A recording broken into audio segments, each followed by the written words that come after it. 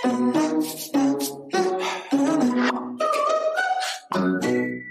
Rahim, I'm looking forward to today's episode. I know there's been something that has been 20 years in the making, and that is the CAPSA guidelines updates. Very important. And I think that today our guest, David Bartucci, is going to be able to walk us through what's new and what, most importantly, people should be paying attention to from an advisor perspective. What are you looking forward to talking about today? This topic goes back, CAPSA guidelines and governance and all of that. We've done a podcast prior to with Commonwealth, and going back, I remember saying, because I'm teased by it in the industry, I use the words "buckle up" to describe what's coming. And I have industry peers who remind me of that all the time, and it's kind of been an internal joke. But the guidelines are here now, and they came out, I believe, in the second week of September. And we have David from FSRA to tell us all about them and how they differ from the prior version. So I'm really excited to learn from him. And from an advisor perspective, I think we have a big responsibility with our clients to help them. We know, especially with the BA and the market that we play in, is our customers may not have a 10-person HR team or legal expertise in-house. So they're going to rely on us to help them navigate the new CAPSA guidelines. So I'm really excited to see what he has to say. And learn from him and challenge him and get the most out of the conversation. Great, Rahim. And I would add that Benefits Alliance has developed a great tool, a free tool that has been made available to all advisors and the marketplace and plan sponsors. I encourage people to go right to the show notes right away of this podcast and go get it. But having said that, there's nothing better than hearing it straight from the source. Let's bring in David Bartucci. We're really excited to have you here. David Bartucci, if you could please introduce yourself and give us a little bit of your background. Sure. Thanks so much for having me. I'm David Bartucci. I'm the head of pension plan operations and regulatory effectiveness at the Financial Services Authority of Ontario, or FSRA for short. And so in my day job, I'm responsible for the frontline staff that supervise and are the major touch point with the pension plans that we supervise here in Ontario. We also handle filings and compliance and interact with members who have issues or complaints with their pension plans. I also participate the Canadian Association of Pension Supervisory Authorities, or CAPSA, as a member there of a couple of working groups that CAPSA has established, and namely, they are the Capital Accumulation Plan Working Group and the Risk Management Working Group, which I actually chaired. And so I'm happy to represent CAPSA here at this call as well. Wonderful. And as we get started in this podcast, there's one thing already going through my mind. This has been 20 years, right, since the guidelines have been updated. So a lot of work has been going on and has been done. And to finally get these guidelines out, I'm curious to know, David, how do you celebrate a success like that? Oh, well, I think, as you said, it's been a lot of work. In the case of the CAP one, they've been under development for a couple of years. So we're, I think, grateful as a CAP committee to have the guidelines out and be able to sort of catch our breath as we reset the CAPSA agenda on some other stuff. And we'll be looking to publish these guidelines in our own e-blast in Ontario so that everyone has awareness of them coming out. And more directly, it's a nice milestone to publish these guidelines, and especially two at once. I know CAPSA only has 10 or 12 guidelines in total, and so to refresh one and create a new one, I think is a big achievement for CAPSA. Definitely. I got to figure there's a lunch celebration happening somewhere at some point. So I'm always open for an invite. Sure. Just a little hint there. With these new guidelines coming out, first of all, what does CAP stand for? And can you share it with us high level? What are the guidelines? Yeah, absolutely. So the first one, the CAP guideline, so CAP stands for Capital Accumulation. And so capital accumulation plans are defined in the guideline, but in short, they're retirement vehicles that employers offer their employees. It includes registered pension plans like defined contribution pension plans, but also includes things like group RRSPs and some other vehicles. We have a list of products that we think are captured in the CAP guideline, but I think in the marketplace, the pension and group RRSP are probably the big two products that are captured. More generally, what the guideline tries to set out is our view of what leading practice looks like in administering a CAP plan. And so we have a number of different topics that are set out in sort of chapters of the guideline that cover things like governance and member communications that people have a good line of sight on, for example, how their plan is accumulating value and what they should be thinking about as part of that plan as part of their overall retirement savings picture. Thank you for that. Would you be able to articulate for our listeners and specifically for plan sponsors what the primary changes were from the document that was set forth in 2004 to the more modern version of the CAPSA guidelines? Yeah, it's a great question, and I'm happy to do my best at this. I would say the CAP guideline, although the headings and the chapters that I mentioned are ostensibly the same as the prior version, much of the guideline has been extensively rewritten, and that was in order to be responsive to the feedback, quite frankly, that we've been getting from the pension and CAP sector over the past years.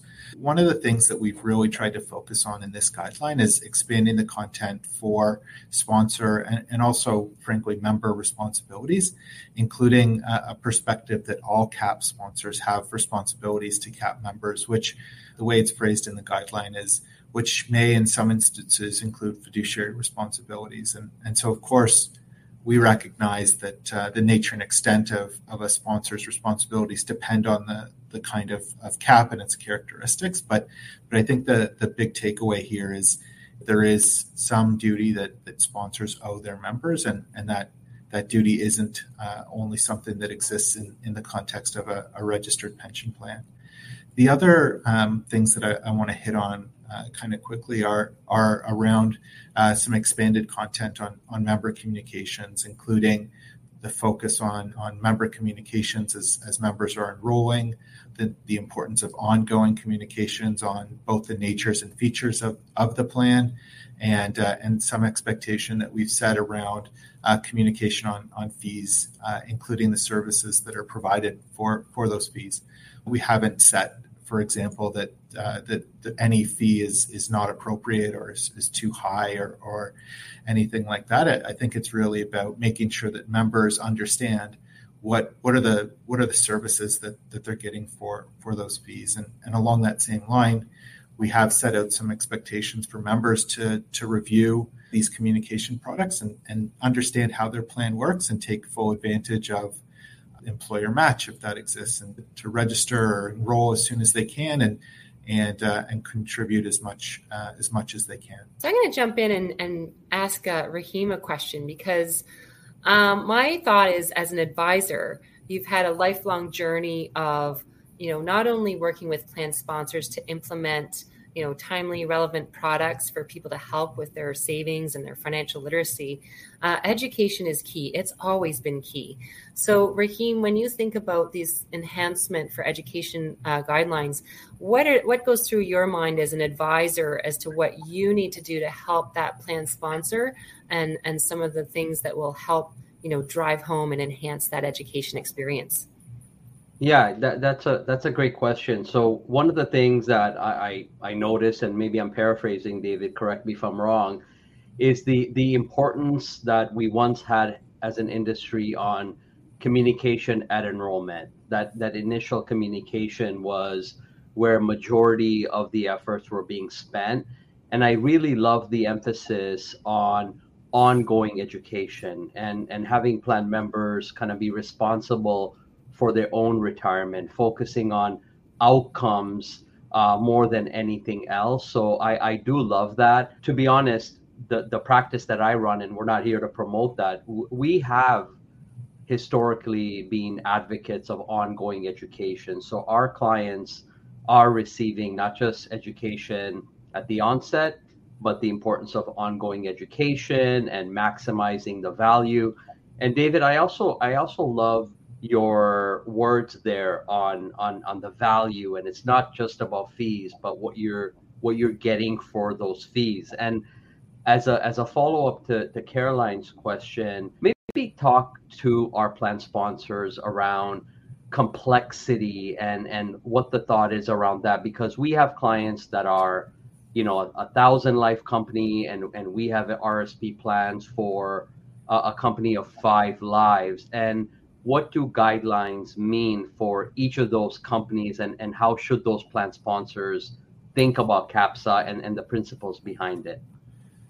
It's a great question, and you know, frankly, we hear about on almost any guideline that we publish here at FSRA, and that is, as you said, there is a huge variety of different plan sizes and different complexities that exist in the pension sector, and I'm sure also in the group RSP sector.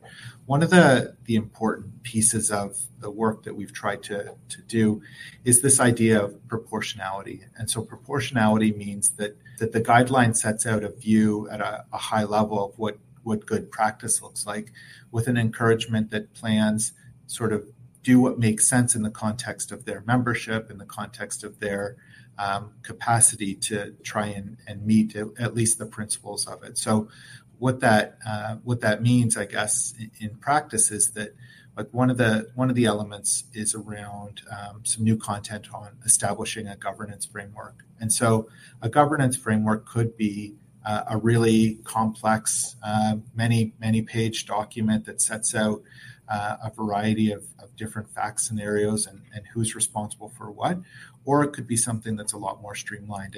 And the intent really is not to impose a lot of new burden on any plan administrator or plan sponsor. It's really to say that you know, administering a plan is something that requires some responsibility, and that should be as straightforward as thinking about how is this plan going to run, what do member communications look like, and thinking ahead in that way. It doesn't need to be, at least in my view, really onerous or complex. It's really about kind of meeting that baseline of doing what you think is right in the context of your plan.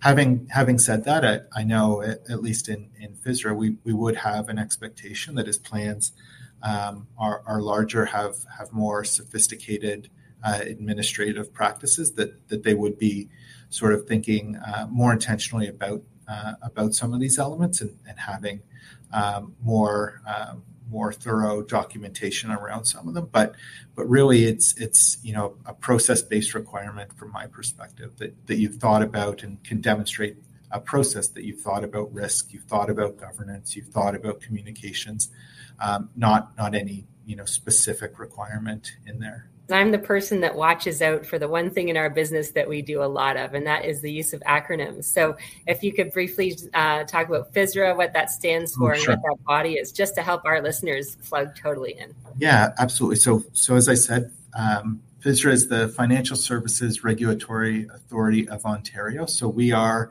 a government agency reporting to the Minister of Finance here in Ontario, and we have responsibility for a couple of different things. One of them is pension plans, and so that's where I work. But we also are responsible for credit unions, the conduct and registration of mortgage brokers, the conduct of life and health and auto insurance.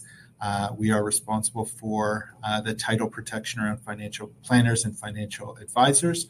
And we also have some responsibility for what we call insurance prudential. So there's a number of insurance companies that are actually registered with us in Ontario instead of with the government of Canada. And so we have an oversight function of them as well. So we're an organization that launched in 2019.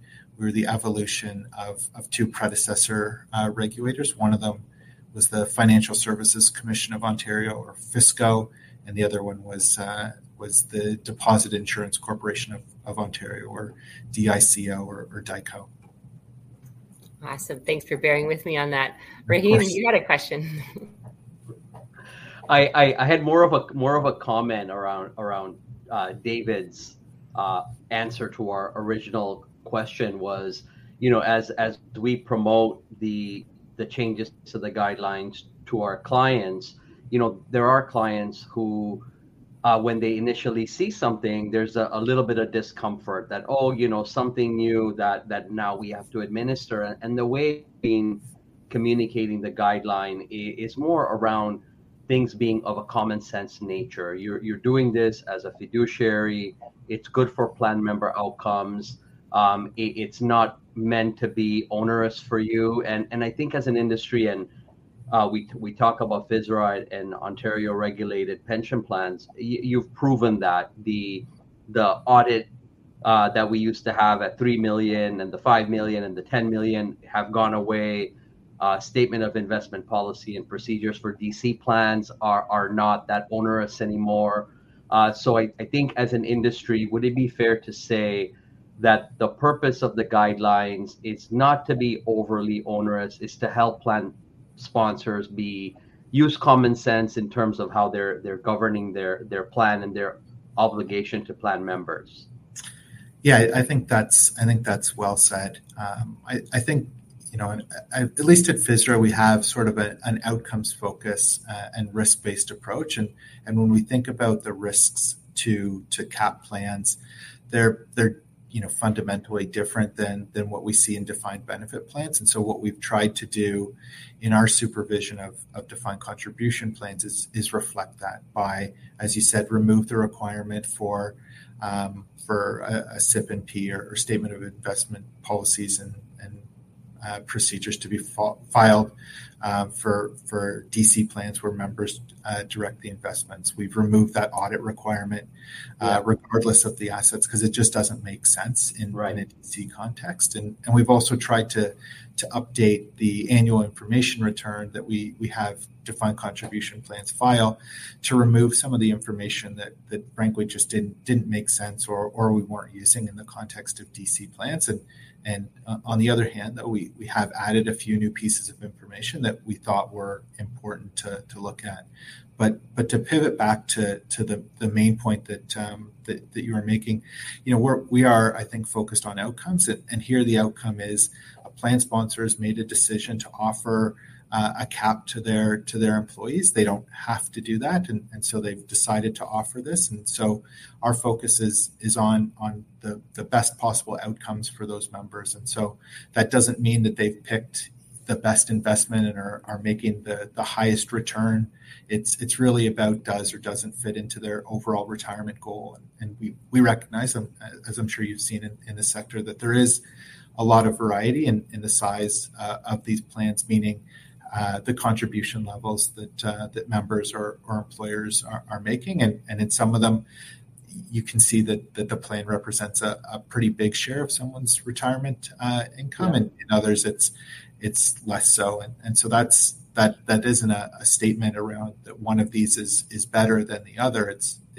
In both, I think the outcome is the same, that members have a good understanding of how the plan works and are taking advantage of the features that exist within it.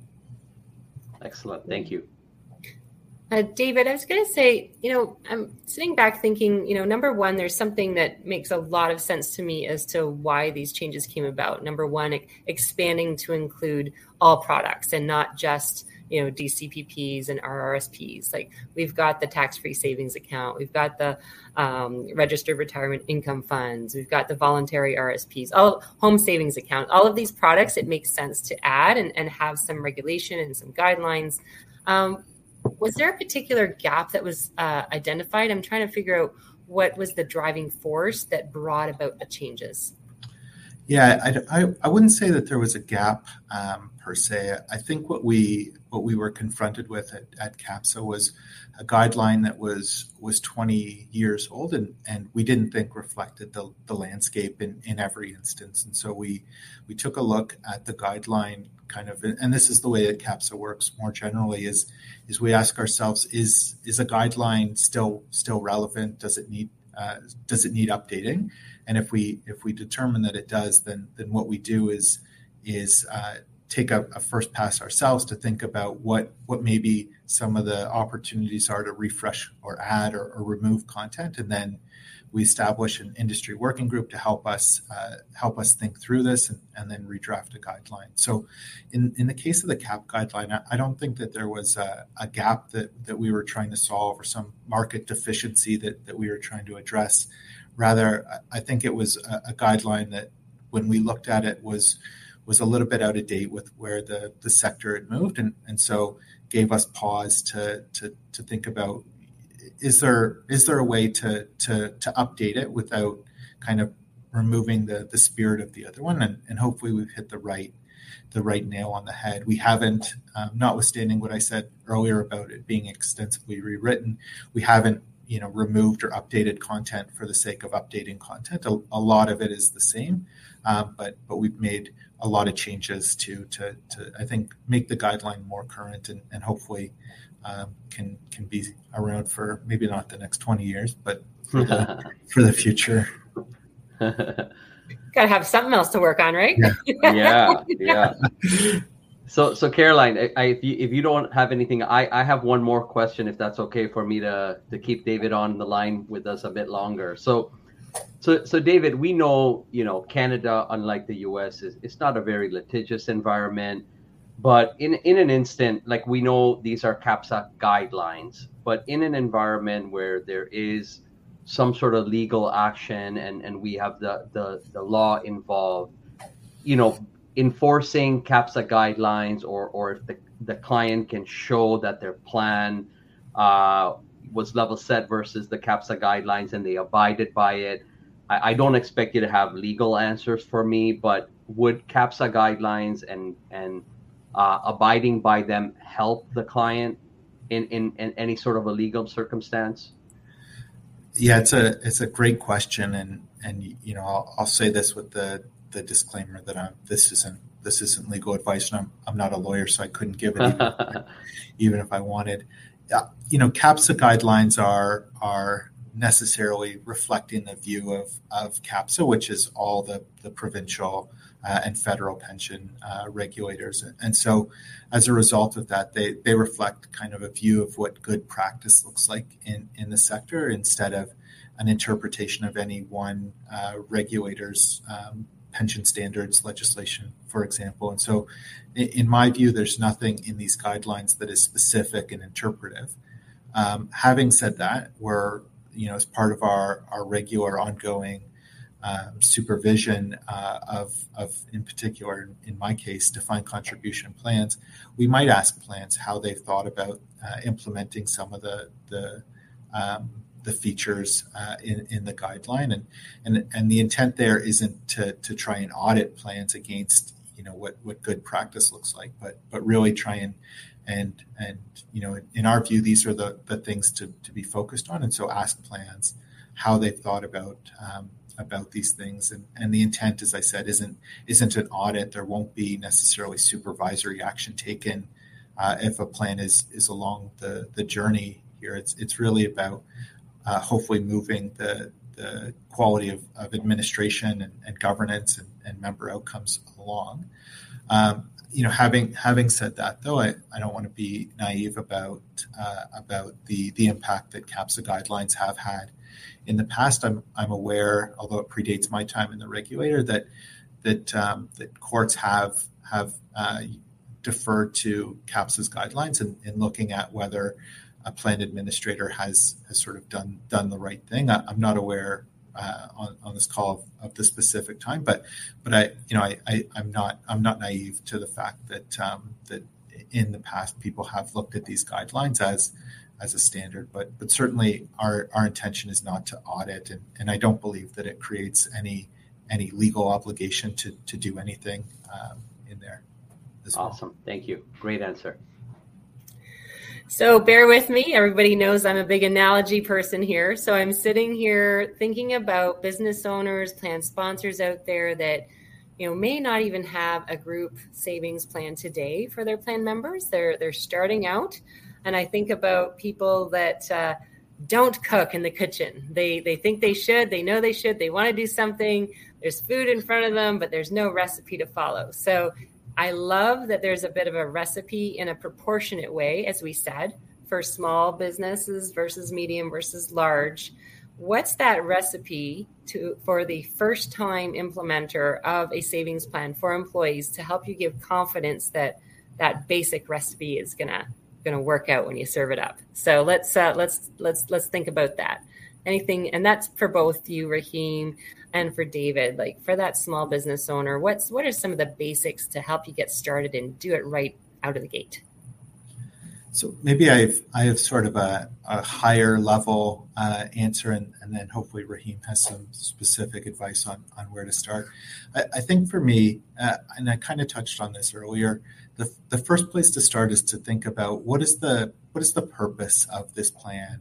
Are you trying to provide your employees with their retirement savings or a smaller piece of their retirement savings? Some of the communication materials that you'll provide and helps inform some of the ways that members need to think about how this plan integrates with some of their other private savings. So the starting point for me is to think about what are you trying to do with this plan? And as I said, there's no wrong answer to that question. It's just a good place to start. And then I think from there, maybe I'll defer to Rahim on sort of what are the steps to actually create one of these things. Without getting overly technical and walking you through an implementation process, I think generally speaking, as David said, identifying the purpose of the plan and just taking that journey, and it's okay. We always say it doesn't have to be a gold level plan. But start somewhere. Your employees are really need the help. The average Canadian is likely not set up to fulfill their retirement goals, so to speak. So an employer who is taking on that responsibility or is providing that benefit, just go ahead and start. And without this being a commercial for consultants, work with a good consultant who will help you, who has done this before and has other clients like you, help you navigate through that journey. So we know that once you set up the plan, it doesn't end there, right? And I think there's some verbiage in the guidelines around this is no longer a plan for today. It's today all the way to that individual terminates or retires. So you have a journey and have someone who has expertise in this field to help you navigate through that, whether it's investment selection, ongoing education, retirement outcomes, whatever it is, have someone help you with that. But most importantly, have a plan, because it's likely your employees are going to be better for it at retirement. Over time, as you add more ingredients or more choice to this recipe, if I continue on, that's when I can imagine that level of governance and responsibility increases. So having that consultant, again, not a commercial, but it's a reality. You want that expert chef in the kitchen with you as you make things more complex. You want to start out with a simple dish like an omelet and then work your way up to like a beef Wellington or something like that. Oh, love it. Love it. David, is there anything else that you want to make sure that our plan sponsor, business owners, or even other advisors or plan members know when it comes to these new guidelines? The only thing that I really wanted to touch on just really briefly is on our risk management guideline. I think we've spent, and appropriately so, a lot of the discussion talking about the Capital Accumulation Plan guideline. And so, as I said at the outset, we've also got a new risk management guideline. A lot of the content, if I'm being honest, is focused on defined benefit pension plans and multi-employer pension plans. But that doesn't mean that a lot of the topics there aren't applicable to defined contribution pension plans. In this case, I mentioned pension plans because the risk management one is specific to registered pension plans. I would encourage sponsors to take a look at that and think about how they're managing risk in their plan, not on funding risk like you would have in a defined benefit context, but in terms of third-party risks, which is, if you're relying on third parties, advisors, administrators to help you administer all or part of your plan. Do you have the right due diligence in mind? Do you have the right controls to be able to effectively manage those relationships? The same type of analysis as it relates to issues around cybersecurity. Final thing that I want to leave people with, as I said, is is these guidelines are our view of good practice in supporting the administration of these plans. There's no binding requirements, but they are hopefully a good encapsulation of what is already happening in terms of what good plan governance looks like and good plan administration. Excellent. Good. And Rahim, as an advisor, I know, as you said, you've done a lot of education throughout for a long, long time as part of your practice. Is there a modification that you're making as an advisor, as a firm, in response to the guidelines? Yeah, we are. Without giving out our secret sauce, so to speak, we are revisiting the guidelines and revamping how we look at governance and all the risk measures that the new guidelines have. We have a working committee right now on the cyber risk component of it, how we can address that and help clients with that. So it would be naive to say we're doing things perfectly, and if our clients are as well, there's always room to improve. But I think the whole purpose behind CAPSA guidelines is having that process, right? Making sure and doing your best to try and make sure your planning is running appropriately. So we have to tweak things just like our plan sponsors do, so we can provide that expert services that our clients count on us for. Well, I want to thank David Bartucci on behalf of Benefits Alliance and the BA Voice, along with Rahim and I, for joining us today. I think it really helped us launch this 20-year update and start a conversation out there in the marketplace to help people arrive at the right recipe for success. So thank you for joining us today. Thanks so much for your time, David. It's been my pleasure. Thank you.